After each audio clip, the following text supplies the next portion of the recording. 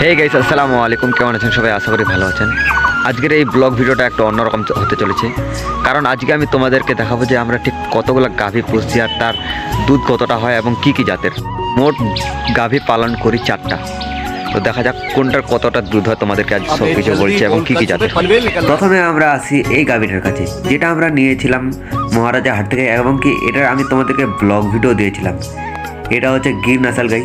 তোমরা যদি ইউটিউবে সার্চ করো যে গির নাসাল গাই, তো এটা কিন্তু অ্যাভেলেবেল আসবে। আর এটার আমরা নিয়েছিলাম 22,000 টাকা নিয়েছিলাম।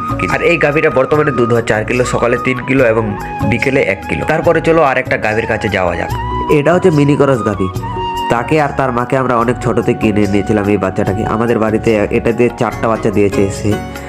ওর দুধ বর্তমানে হয় 3 কিলো। আগে 8 কিলো হতো, কিন্তু বাছুরটা অনেক বড় হওয়ার কারণে এখন 3 কিলো দুধ হচ্ছে। 1 বছর হয়ে গেছে বাছুরটা, যার কারণে এখন দুধ কম হচ্ছে। আর এই যে গাভীটা দেখতে পাচ্ছ, সেটাকেও আমরা নিয়েছিলাম মহারাজা হাট থেকে 3-4 মাস আগে, যার বর্তমান দুধ হয় 1.5 কিলো। এর 22,000 টাকা নিয়েছিলাম এটাকে আমরা। 3 কিলো দুধের কথা বলেছিল, কিন্তু বর্তমানে আমাদের বাড়িতে 1.5 কিলো হয়, অতটা দুধ হয় না। এটা হচ্ছে সাইবাল ক্রস। আর এই গাভীটা হচ্ছে জার্সি টাইপের গাভী, যেটাকে আমরা নিয়েছিলাম 1 মাস আগে কমলাবাড়ি হাট থেকে।